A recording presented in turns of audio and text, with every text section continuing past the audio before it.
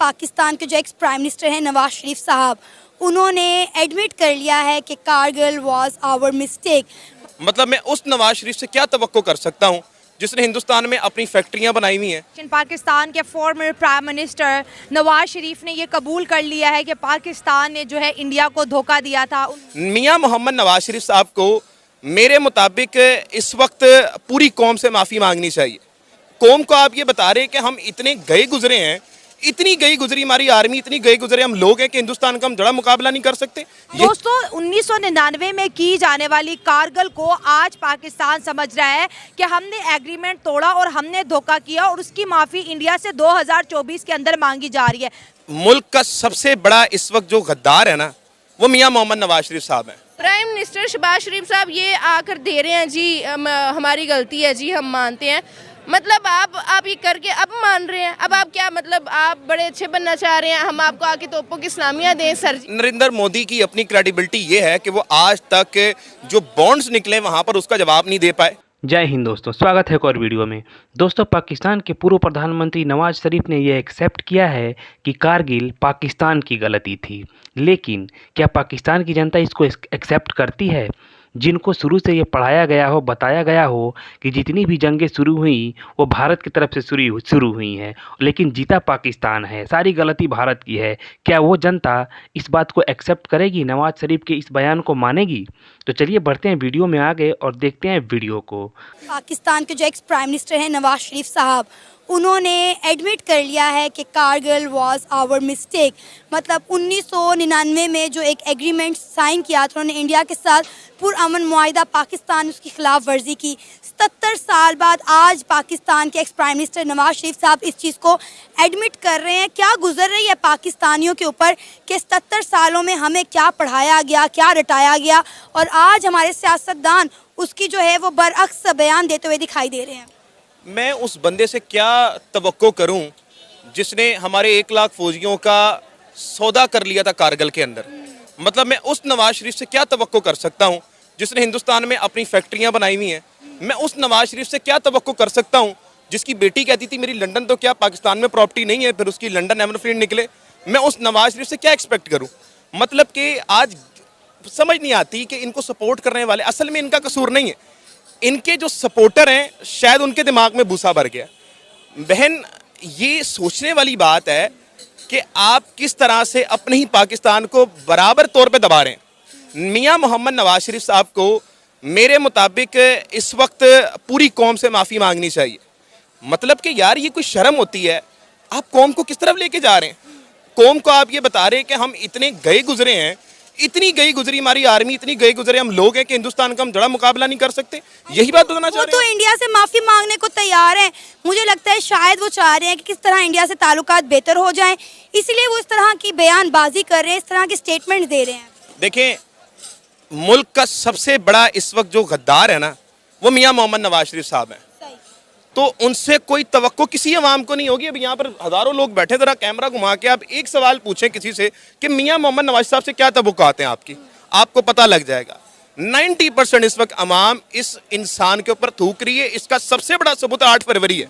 ये बंदा 2 हल्कों से खड़ा होता है, एक मानसरा से, और PTI के तमाम निशान छिन गए, तमाम चीज़ें चली गई उनके पास से, बैठ के निशान, तमाम चीज़ें। और इमरान खान के जो खंबे थे, उनके 2 खंभों से मियां मोहम्मद नवाज शरीफ साहब मानसेरा में, एक को जो होता है ना कंडासा, उससे हारते हैं बड़ी बुरी तरह, बेशर्मी के साथ। 3 वक्त का प्राइम मिनिस्टर, अपने आप को नेल्सन मंडेला कहने वाला, वहाँ से हारता है।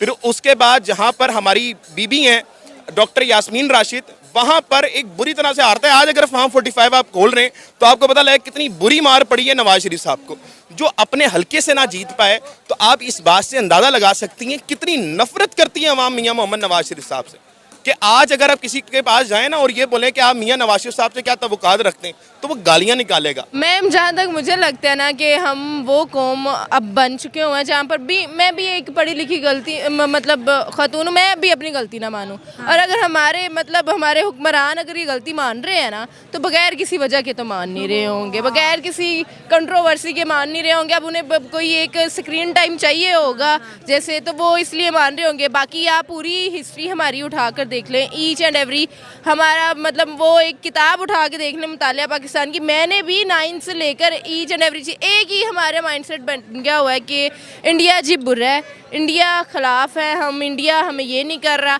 हमारा शुरू से बता दिया जी इंडिया नहीं ठीक, इंडिया ये नहीं ठीक, हमारे रिलेशन ख़राब कर दिए। अब हमारे प्राइम मिनिस्टर शहबाज शरीफ साहब ये आकर दे रहे हैं जी हमारी गलती है जी, हम मानते हैं।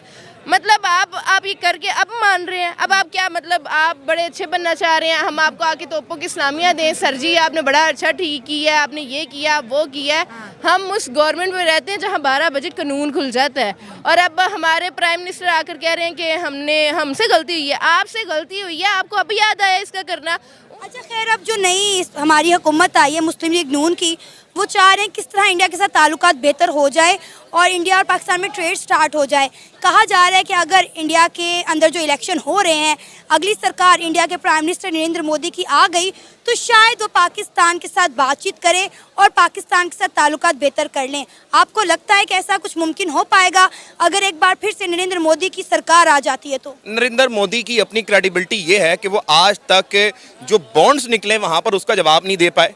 उनकी इतनी क्रेडिबिलिटी है कि वो ये कहते हैं मैं हिंदुस्तान को बड़ा आगे तक लेके जाऊंगा, मैं औरतों के हकूक की बात करूंगा। जहां पर उनकी औरतें आकर एथलीट्स आकर एहतजाज करने गई, उनके तो वो जवाब नहीं दे पाए। वो कहते हैं जनाब हम लोग हिंदू मुस्लिम नहीं करेंगे, वहीं दूसरी तरफ जो मुसलमानों को इस तरह से टैलिएट करते हैं कि ज़्यादा बच्चे पैदा करने वाले, तो उनकी तो आप बात ना ही करें तो बेहतर है कि वो इस बार मेरा नहीं ख्याल के इलेक्शन। और जहाँ तक नवाज शरीफ साहब की बात है, इस वक्त मुल्क का सबसे बड़ा गद्दार मियाँ मोहम्मद नवाज शरीफ है। मादरत के साथ अगर किसी को बुरी बात लगे, मगर जब नवाज साहब की पहले हुकूमत आई थी, याद होगा आपको कि कारगिल वार में, ये तो आपके सामने बात है ना, लेकिन उससे पहले भी मियाँ मोहम्मद नवाज शरीफ की जब भी हुकूमत आई है उसमें इंडिया से ताल्लुकात करने के इनडायरेक्ट मामलात किए गए। इसकी कोई दोहराई नहीं मिलती, इसकी बड़ी चीज़ें हमें सबूत मिलती हैं। एक्सप्रेस टीवी है, डॉन न्यूज़ है, जहाँ पर उन्हें ऐसी ऑथेंटिक खबरें दी हैं जो हमारे पास नज़र आती हैं। दूसरी बात कि 1 लाख फौजी आज ये कहते हैं कि जनाब 9 मई हो गया, 9 मई में एक इमारत टूट गई, 9 मई में एक बंदे का जो है ना सर फट गया, तो वो इदारों की तौहीन नहीं थी जब आप 1 लाख फौजी मरने के लिए छोड़ा है। आप कहते हैं कर्नल शेर अली खान का पुतला उठा के फेंक दिया। तो ज़रा मुझे एक बात बताएं, आप ये कर्नल शेर अली खान का आपको कैसे पता लगा? कर्नल शेर अली खान का तो आपको तो पता ही नहीं था। आप तो सख्त सर्दी में अपने 1 लाख फौजी मरने के लिए छोड़ा है थे भाईजान। आपको तो बताया कि भाई ये तुम्हारा बहादुर है, एक हिंदुस्तान के बाजवा जर्नैल ने कि भाई इसको लेके जाओ, ये तुम्हारा बहादुर है। तो मैं उस बंदे से कोई तवक्कुआत नहीं रख सकता, और मैं एक्सपेक्ट ये करूँगा कि हिंदुस्तान की अवामी समझे इस बात को।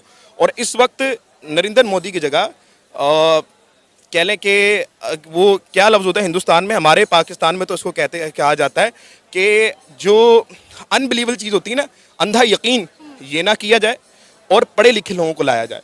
और मेरा ये ख्याल है कि नवाज शरीफ साहब इस वक्त ख़त्म हो चुके हैं।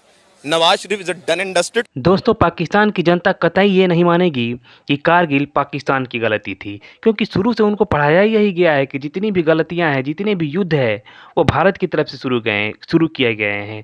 पाकिस्तान की जितने भी जनता है ना, ये लगभग ब्रेन वॉश्ड हैं। शुरू से ही इनका ब्रेन वॉश किया गया है। कश्मीर के ऊपर भी इनका ब्रेन वॉश किया गया है।